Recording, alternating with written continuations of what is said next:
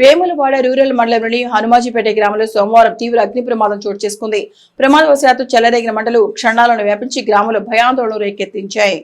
ఈ అగ్ని ప్రమాదంలో గొర్రె రాజవ్వ మైసైలకు చెందిన ఇల్లు పూర్తిగా దగ్ధమైంది. మంటల ఉధృతి ఎక్కువగా ఉండటంతో ఇంటిలో ఉన్న సరుకులు అనేక వస్తువులు పూర్తిగా కాలిపోయాయి. స్థానికుల సమాచారం మేరకు ఘటనా స్థలానికి వెంటనే చేరుకున్న అగ్నిమాపక సిబ్బంది మంటలను అదుపులోకి తెచ్చేందుకు పనిలో నిమగ్నమయ్యారు. ఎలాంటి ప్రాణహాని జరగలేదని అధికారులు తెలిపారు. మంటలు ఎలా చెలరేగాయి, అసలు కారణం ఏమిటనేది ఇంకా స్పష్టత రావాల్సి ఉంది. అధికారులు సంఘటనా స్థలాన్ని పరిశీలిస్తూ పూర్తి వివరాలు సేకరిస్తున్నారు.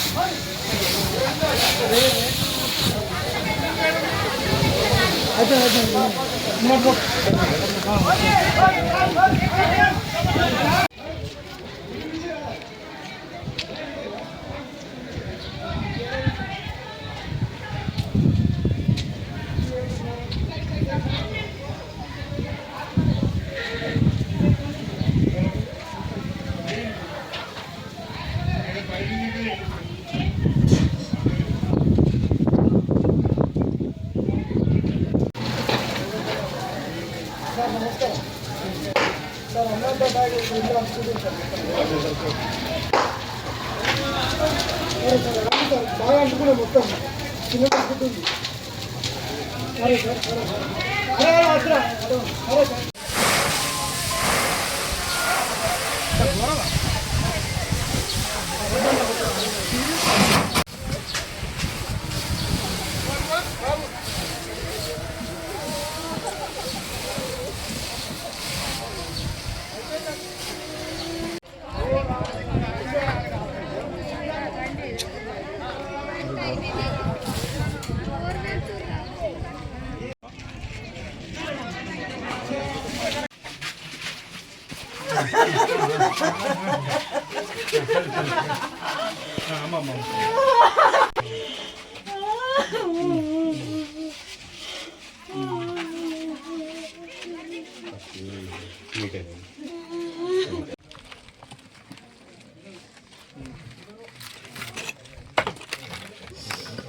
నువ్వేనప్పుడు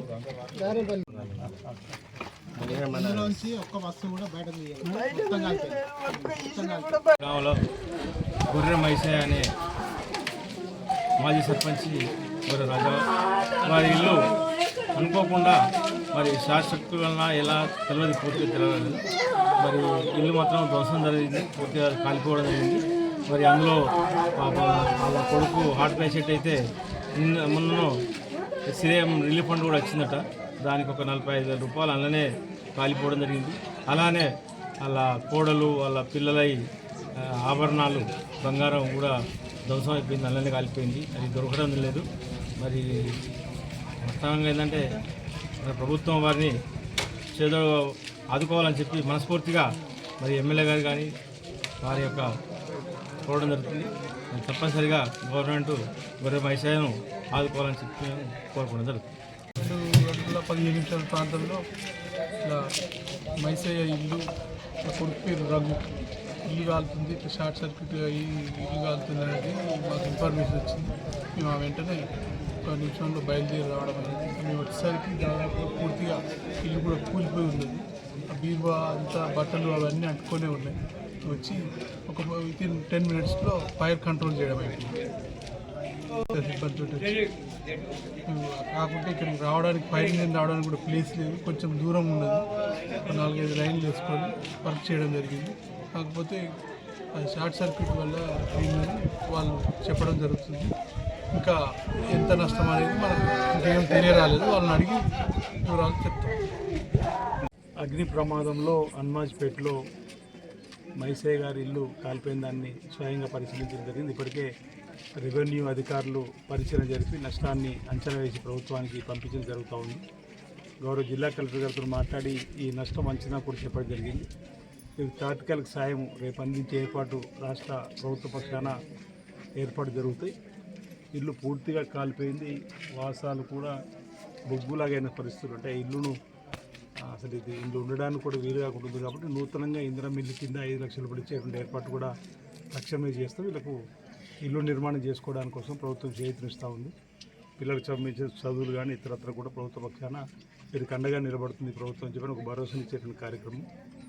అంటే ఇలాంటి సంఘటన జరగడం దురదృష్టకరం. పేదల ఇళ్లలో అది షార్ట్ సర్క్యూట్ మనకు విచారణలో తెలిసే వీరము షార్ట్ సర్క్యూట్ వల్ల జరిగిందనేటువంటి మాట చెప్తారు. కాబట్టి విచారణలో వెళ్ళిన తర్వాత సెస్కి సంబంధించిన వాళ్ళు కూడా ఏదైనా ఇప్పుడే వస్తున్న ఎండీ గారు కూడా చెప్పడం జరిగింది. ఈరోజు ఎండీ కొత్తగా జాయిన్ అని చెప్తే వెళ్ళి మీరు కానీ మీకు సంబంధించిన అధికారులు పరిశీలించమని చెప్పినాం. కరెంటుకు సంబంధించిన వారి యొక్క నష్టపరిహారం దొరకడానికి అవకాశం ఉందా? ప్రభుత్వ పక్షాన్ని అయితే తాత్కాలిక సాయాన్ని రేపే చెక్ రూపంలో ఇవ్వడం జరుగుతుంది. అమౌంట్ అంటే సమయం అయిపోయింది, ఆఫీస్ సమయం అయిపోయింది కాబట్టి ఈరోజు ఇచ్చేవాళ్ళం. అది అదేవిధంగా ఇంటికి సంబంధించి కూడా 5 లక్షల రూపాయలు వెంటనే ఇల్లు నిర్మాణం చేసుకోవడానికి ఇచ్చేటువంటి ఏర్పడేది. సో పిల్లల చదువులు కూడా ఇలా ఇబ్బంది లేకుండా పుస్తకాలు తీసుకుపోయింది అంటారు. నిత్యావసర వస్తువులు కూడా ఈరోజు లేవంటారు. కూడా నిత్యావసర వస్తువులు కూడా ఇచ్చేటువంటి ఏర్పాటు చేస్తామన్నమాట. ఈ సందర్భంగా తెలియజేస్తూ ఈ కుటుంబానికి అండగా ఉంటాం, ధైర్యంగా ఉండాలని చెప్పని తెలియజేస్తా ఉన్నాం.